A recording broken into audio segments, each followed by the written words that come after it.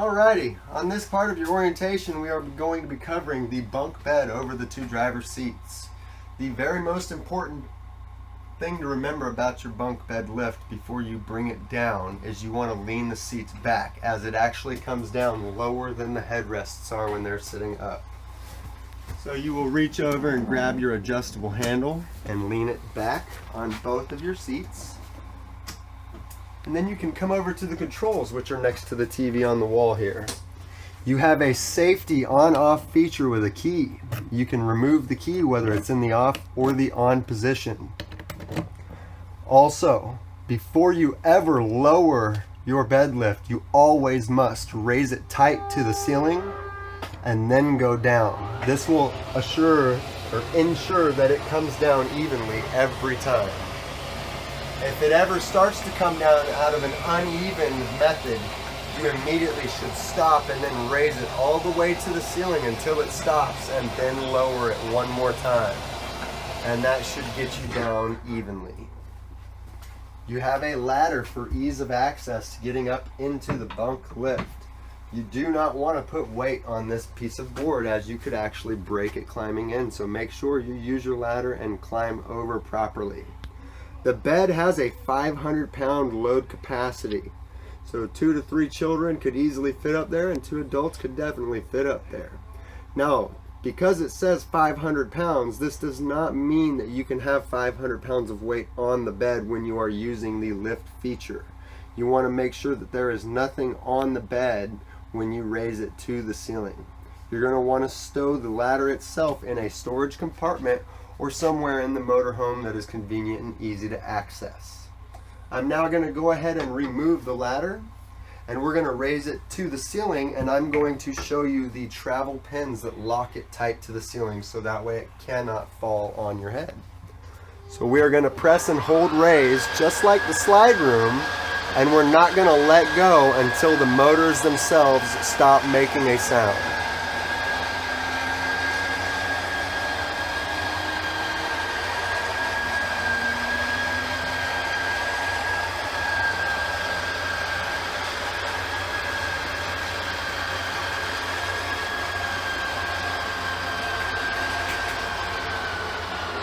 Now notice the bed has reached its stopping point. I'm still holding raise, but the motors have shut off on their own. This is the proper way to run all of your slide rooms and your bed lift. Directly over the driver and the passenger seat, you have a pin attached to a cable. There is a slot. You want to go through the top slot and lock the pin in on both sides.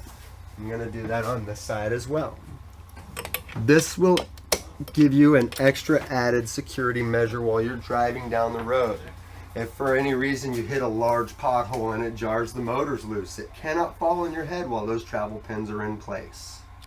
The next thing we are going to cover is your stovetop controls. You have cutouts in your Corian countertop, and I want you to notice the slot behind it. You can actually stow these into this slot.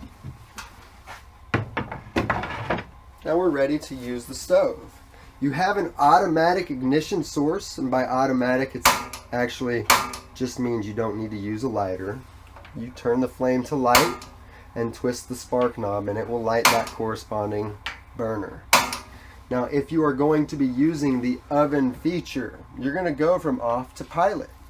Just because it's on pilot does not mean it is leaking gas. This may be hard for you to see down here, but directly right above my finger there is a little fuel spout where you actually will be lighting your oven. At this point you will then press the control valve up top in like a button that allows gas to leak out of here, and then you will light it. Once you light it, you want to hold the button in for 5 seconds. Directly above the little gas valve there is a thermocoupler. It's thermometer, if you will. As long as it senses heat from the flame, it will allow gas to continue to burn. If at any given time the flame blows out, the gas valve will automatically close. The only way you'll be able to light it again is if you press and hold the button inwards. Now once you've got the pilot light lit, You can leave it on for as long as you want. It actually burns less fuel than a Bic lighter. So this is not going to hurt your propane tank at all. It would probably take 5 years for that to burn the propane out just on pilot. Once you're ready to use your oven, you can then go ahead and turn it to whatever temperature you would like to use. Let it heat up for a few moments, and then you can shove your food in. Now, if you've never cooked with a gas oven before, I highly recommend lots of practice, as you may burn everything your first time using it. Now that we've covered the stovetop, I want to cover a very important feature of the motorhome. Directly below your monitor panel, this little black box on the wall here is your LP detector. Propane is 33 times heavier than oxygen, so when it is released into our atmosphere, it always falls down to the ground as if gravity pulls it. So, if you ever have an alarm coming out of this, it's very important to understand why this alarms and how this alarms. These propane detectors are so sensitive that when you light your stove, it actually smells what little bit of propane hits the ground. It will not alarm. The only reason it alarms is because it actually measures what's called stoichiometry. Stoichiometry is the science of fuel and air mixture at combustibility. So when you have a red LED and an alarm, that means it is no longer safe to stay inside the motorhome. There is a flammable leakage of propane and it is time to get out. The procedure that you should follow after that happens, if it ever does, is you should go directly to your propane cylinder and turn the main control off. Leave your door open on your way out and make sure your family leaves with you. Once the beeping has stopped, you want to go directly back to your stovetop controls, as these 3 knobs are the only places that you can actually physically make a propane leak happen. And by that I mean if it's anything more than off, you are leaking propane. Go ahead and turn it completely off. Go back to your propane cylinder and turn it on. After you've turned it on, continue with your camping trip. If the alarm doesn't go off, then you know very well where the leak came from. Now, if the alarm goes off again, don't worry, it's not the end of the world. Follow the same protocols. Get out fast and shut your propane off. For the rest of your trip, you're going to want to use electricity as much as you can, and you want to get it into a service department and have a propane inspection completed. As of right now, your propane system checks. It is a very sound and solid system. Alrighty, now we're going to cover how to operate your TV command center. Above your microwave here, you have what's called an HDMI selector box. This box is actually connected to every TV in the motorhome, and it's connected at specifically HDMI 2 on the source on the TV. So notice, right now you have one red light on. This is input 1. That is the DVD player up here. So if you put a DVD in your DVD player and you want to watch it on the TV outside, you're going to go outside and turn the TV on to HDMI 2. Now there's also a second input available. So you can hook up, for example, an Xbox One. And then you could change with the selector switch here to the second input. And you could also watch or use whatever that is on all of your TVs at HDMI 2. In the back left corner behind all the outlets, there is a coax cable connection, and this is also known as a booster plate. There is a small button on the side of it that actually turns a green light on. It's on.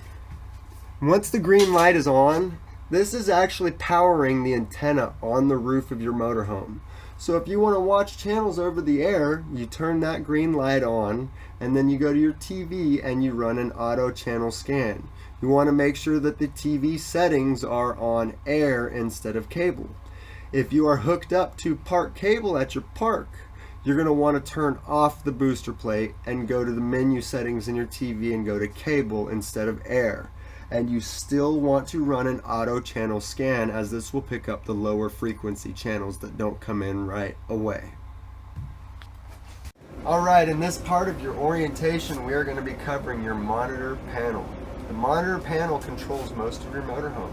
This is going to control your slide rooms, your air conditioners, your furnace. It also holsters 2 remote controls.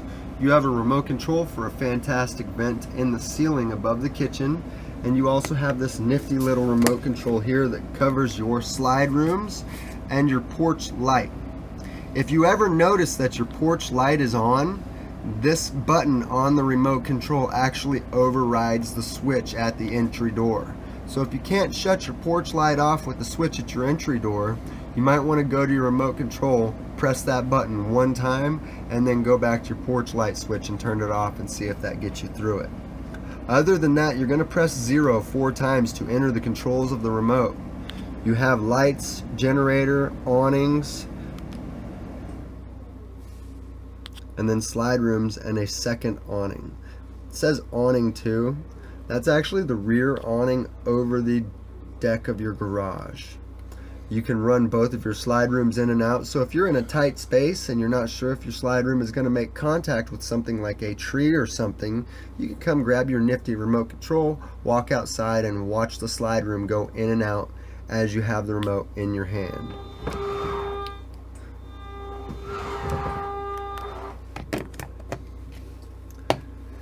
Coming above your remotes here, we've got your 2 thermostats. They both correspond with the air conditioners on the roof. The front thermostat will cover the front air conditioner. The rear thermostat will cover the rear air conditioner. You have an on-off mode button. This button is actually how you control all the features on your thermostat. Fan mode is a very important feature to understand. Fan mode has auto, high, and low, and you can control that with plus and minus. If you leave the fan mode in auto and then turn on your air conditioner, once your air conditioner achieves temperature and the thermostat is satisfied, the air conditioner will shut down, and so will the fan because the fan is in auto. If you enjoy sound, or if you sleep better with sound at night, you might want to go ahead and change it from auto to high or low, and then go back to your air conditioner feature. Once the thermostat is satisfied and it shuts down the air conditioner, the fan will continue to run as long as you have the fan mode in high or low. Once you're ready to use the furnace, you just go down to furnace and select the desired temperature, and that's all that's necessary. Now, the rear thermostat does not control a furnace. You only have 1 furnace on this unit. So I want you to understand that this only does the rear air conditioner and the rear fan for the rear air conditioner. Directly above your thermostats here, we actually have your true monitor panel. This is where you're going to read the levels of all of your tanks.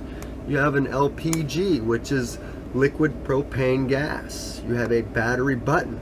As long as you are driving or plugged in or your generator is on, your batteries are going to read full. If you ever want to get an accurate reading on your batteries, turn everything off, turn the battery disconnect off that we covered earlier, give it 1 hour, and then turn your disconnect on and come in and press this, and that will tell you what the state of your batteries are. You have a fresh tank level sensor. This is for your onboard freshwater holding tank that we covered outside through your gravity fill. The black tank is your sewage tank, and then the gray tank here is your sinks and showers. Next to that, we have your generator start-stop feature, again with an hour meter. As long as the generator is running, it will tell you how many hours have been applied to the generator, basically how many hours it's ran for. You want to service the generator at every 150-hour increment. Directly below the generator feature, we have your slide rooms, slide 1 and slide 2. Slide 2 does your front living room, which is the largest slide room. I'm going to press extend now. Once again, you never run the slide rooms until you have done the auto level feature.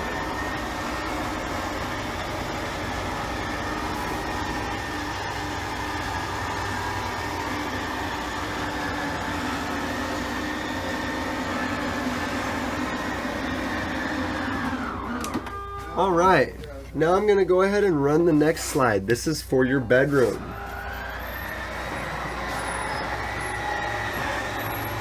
When you are running these slide rooms, you will press and hold the extend or retract button, and you will let go after the motors shut off by themselves. On these types of slide rooms, you do not typically want to let go of the button until it has completed the extension or retracting process. Now you also have water heater controls, okay? So you have a LP gas water heater control, and then you have a 110 volt water heater control. This is going to come from your generator or your shoreline power cord. So anytime you're camping at a campground that offers power, you're going to want to use your electric feature. Now if it's very cold outside and you need hot water fast, obviously if you use gas, it's going to get hotter quicker. Notice there is a pilot out and a little LED light right here. What that means is for example, if you have your water heater on gas and the water heater flame blows out for any reason, it's going to automatically try to reignite. This reignition process will happen over a period of 3 minutes. If it fails to light over this period of 3 minutes, you're going to get this light on. What the process to do after that happens is you want to shut this off and go over to the range, which we are going to cover in a moment, and you want to burn the fuel off at the range.